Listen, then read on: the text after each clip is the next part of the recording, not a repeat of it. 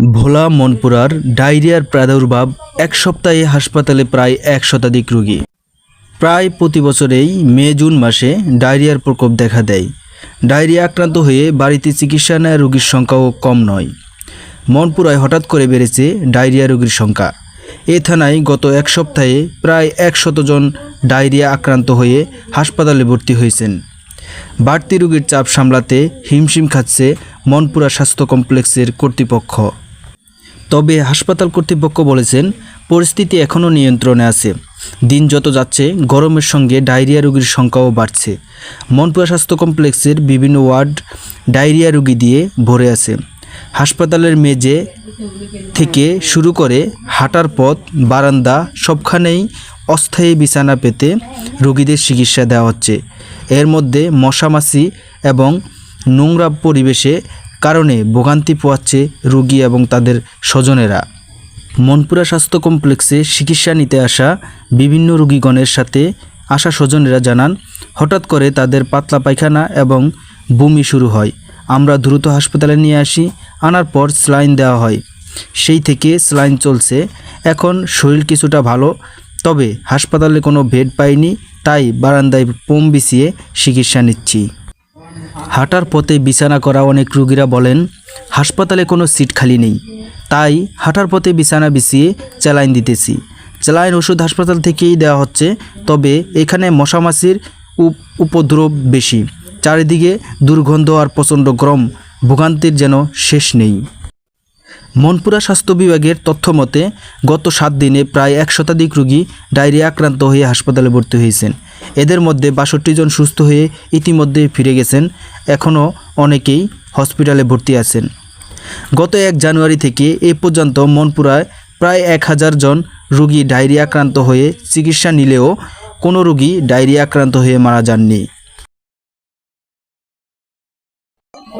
কতদিন আগে আসছেন আপনি? 4 দিন বসছে। 7 দিন। হ্যাঁ, এখন কি একটু সুস্থর দিকে আসছে? ডাক্তার বলছে কি সমস্যা থেকে পাতলা পায়খানা? কিছু বলেন না, এমনিতে সুস্থতার দিকে আসছে এখন। ঠিক আছে। কবে আসছেন আপনি? কালকে রাত্রে। আচ্ছা, কি সমস্যা? পাতলা পায়খানা। পাতলা পায়খানা। ডাক্তার কিছু আজকে 4 দিন আমার বাচ্চা অসুস্থ, না আমি নিজে অসুস্থ হয়ে গেছি। একই সমস্যা? ওরও পাতলা পায়খানা, আপনার কি একই সমস্যা? ওদের ঠান্ডা। ওর ঠান্ডার সমস্যা। ও আচ্ছা আচ্ছা। এখন আপনি হসপিটালে আসছেন, এখন আপনার পাতলা পায়খানার সমস্যা হয়েছে নাকি? আচ্ছা, ডাক্তার কি কিছু বলছে আপনার? স্যালাইন দিছে। স্যালাইন দিছে না? দেখাশোনা করে দুজনকে ঠিক মতো? করে। কবে? আজকে সকাল 10টায়। কি সমস্যা? পাতলা পায়খানা? ও, বিকালে? কি সমস্যা ওনার?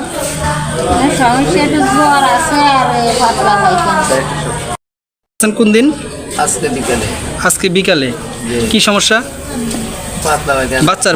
হ্যাঁ, বাচ্চার পাতলা পায়খানা সমস্যা। কবে আসছেন আপনারা? কালকে রাত্রে 10:30 মাদ্রাসার থেকে গেছে, 3টার ট্রেনে জ্বর, পাতলা পায়খানা, বমি। আপনি তো মনে হয় এইমাত্র আসছেন, এই হসপিটালে ভর্তি হয়েছেন। বাচ্চার ভর্তি হয়েছে নাকি?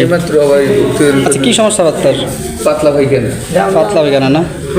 ডাক্তার মনপুরা আবাসিক medical officer doctor Mohammad Khalid Hasan Tanim বলেন, গরম বাড়ার সঙ্গে সঙ্গে বিগত বছরগুলোতেও এভাবে ডায়রিয়ার প্রকোপ দেখা দিয়েছিল। এসব বিষয়ে মাথায় রেখে আমাদের আগে থেকেই প্রস্তুতি রয়েছে। তবে এই বছর আবহাওয়া পরিবর্তনের কারণে ও কিছুদিন আগে ঘূর্ণিঝড় হওয়ায় মনপুরা সর্বস্তরের পানি দূষিত হয়ে পড়ে। আর এই পানি ব্যবহার করার ফলে বা বিভিন্ন রান্নাবান্নার কাজে লাগানোর ফলে মনপুরার মানুষ ডায়রিয়া আক্রান্ত হয়ে পড়ে।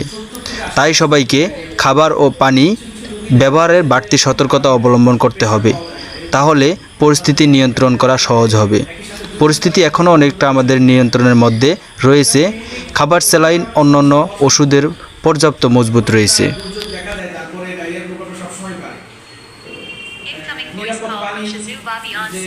অপরদূরতা আছে, মানুষের কলের সংকট। অনেকেই আমরা এখানে রোগীদের সাথে কথা বলে জানতে পেরেছি তারা পুকুরের পানিতে ভাত রান্না করে খায়। এছাড়াও যাদের পার্সোনাল হাইজিন এবং পরিষ্কার পরিচ্ছন্নতা যেরকম বজায় রাখার ব্যাপার, যাদের ছোট সন্তান, ছোট বাচ্চা আছে, তারা যেভাবে পরিষ্কার পরিচ্ছন্ন থাকার কথা, এটা হয়তো সেভাবে তাদের মধ্যে স্বাস্থ্য শিক্ষার কিছুটা অভাব রয়েছে। তো এটাই ডায়রিয়া বাড়ার কারণ।